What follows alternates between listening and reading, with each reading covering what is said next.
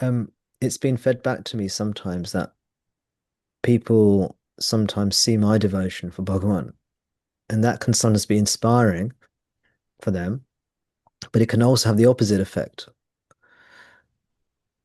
People can see me and think, oh gosh, I don't have that level of devotion, and it can make them feel like they're distant because they're not like Tom. So what hope do they have? But you don't have to be like me. You have to be like you, and you will have your own path. It may not look like my path at all. What devotion did Bhagavan Ramana have? You know, he was interested in these saints and sages, but he didn't seem to have any, as far as I'm aware. Maybe I'm not aware of everything, but he didn't seem to have a huge devotion in a traditional sense. So just as long as you're open, truly open. See, a lot of what we need is just honesty.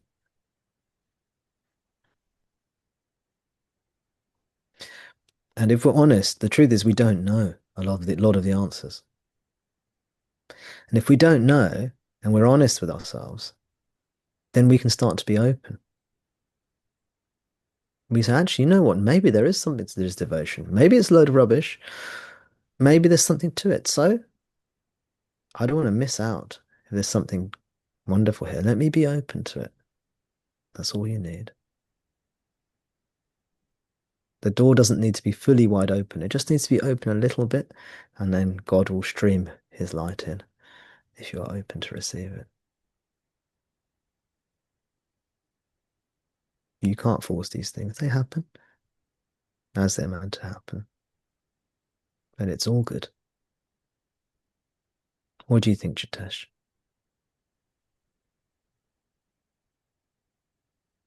I,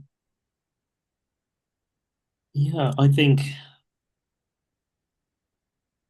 forcing certainly seems unwise and futile when it comes to matters of devotion, because even though that's not something I experience now, it's something that I associate with a true heartfelt connection, surrender, release.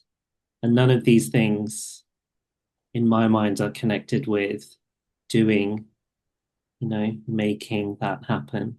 It it happens.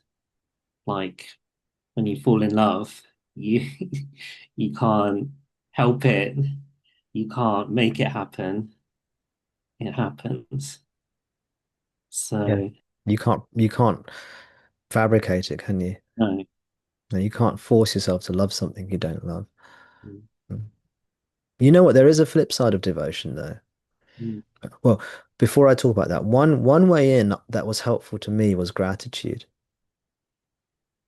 Because even though when I was younger, I was unable to feel any sense of devotion, Tom was able to feel a sense of gratitude for certain things and thankfulness to the universe or to the world, gratitude. So gratitude for Tom was a way in. And that is something you can cultivate, mm, and that can lead to devotion.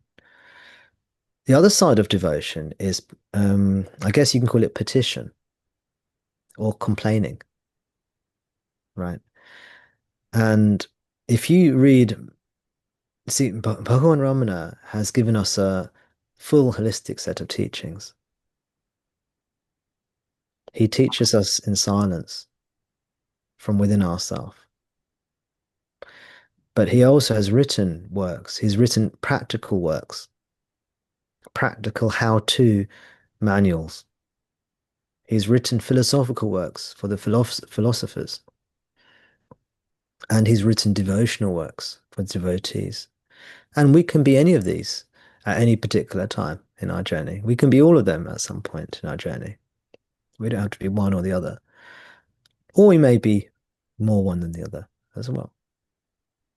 And if you read his devotional works, he often complains. He's almost whining. He's saying things like, "Oh, Arunachala, why are you not helping me more? Why are you not doing more for me? I love you so much, and still I have not come home to you. Is this fair? Is this what a true God will do? They leave me with one foot in the materialistic plane and one in the spiritual plane, and I suffer, torn between these two, you know." And this can also be a gateway to devotion, is complaining to God, being upset with God, petitioning him, begging him, asking him. And I'm using the masculine pronoun. That's just my bias. You don't have to use, you can use whatever pronoun or name or word you want.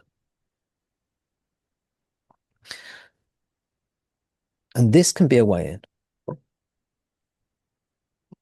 So it doesn't have to be all love and roses and positivity. It can be very real. And that is another way in, I would suggest. Because in doing that, we're also opening our heart to him.